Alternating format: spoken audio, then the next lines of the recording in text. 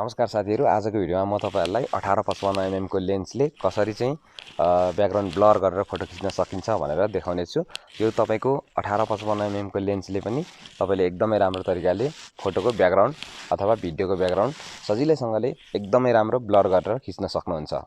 र सबैभन्दा पहिलो कुरो DSLR क्यामेरामा हामीले ब्याकग्राउन्ड ब्लर गर्नको लागि चाहिँ अपर्चरलाई सबैभन्दा कम राख्नुपर्ने हुन्छ र तपाईको लेन्समा कति अपर्चर छ भन्ने कुरोमा पनि भर पर्छ। जस्तै यो भनेको चाहिँ मेरो अहिले 18-55 mm को लेन्स छ।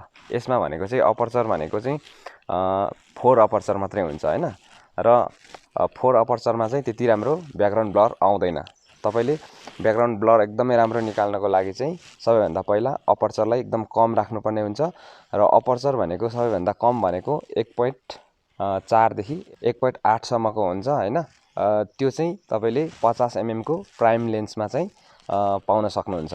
तपाईले अब यो 18-55 mm लेन्समा पनि तपाईको चाहिँ सबैभन्दा कम भनेको चाहिँ 4 सम्म हुन्छ। 4 देखि 5 6 7 8 माथि जति पनि हुन्छ हैन।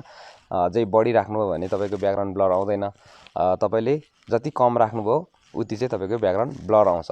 सो 18-55 mm को लेन्समा चाहिँ 4 मात्रै अपर्चर हुन्छ। सो 4 अपर्चर देखि चाहिँ हामीले ब्याकग्राउन्ड ब्लर गरेर खिच्न सकिँदैन, तर यसको पनि टेक्निक छ, छुट्टै टेक्निक छ। यसबाट पनि हामीले चाहिँ 18-55 mm लेन्स देखि पनि सजिलैसँग हामीले चाहिँ के गर्न सकिन्छ भन्दाखेरि ब्याकग्राउन्ड ब्लर गरेर फोटो खिच्न सकिन्छ। कस्तो आइडिया भन्दाखेरि चाहिँ म तपाईहरुलाई सिकाउँछु। सो भिडियोलाई हेर्नु होला। ल यहाँ देख्न सक्नुहुन्छ अहिले चाहिँ के छ भन्दा मेरो सब्जेक्ट भनेको चाहिँ ट्राइपोड छ हैन, अनि सब्जेक्ट भनेको चाहिँ अलिक टाढै छ, यहाँ तपाईले देख्न सक्नुहुन्छ। अनि ब्याकग्राउन्ड चाहिँ टाढै छ, ब्याकग्राउन्ड पनि टाढै छ र सब्जेक्ट पनि अलिकति टाढै छ। अनि 18-55 mm को लेन्सले चाहिँ मैले अलि जुम नगरी खिचिरहेको छु। सो जुम नगरी खिच्दाखेरि चाहिँ ब्लर छैन हैन, तपाईले यसरी यहाँ देख्न सक्नुहुन्छ। यो ब्लर छैन, यसरी देख्न सक्नुहुन्छ। म क्याप्चर गर्छु एउटा पिक्चर।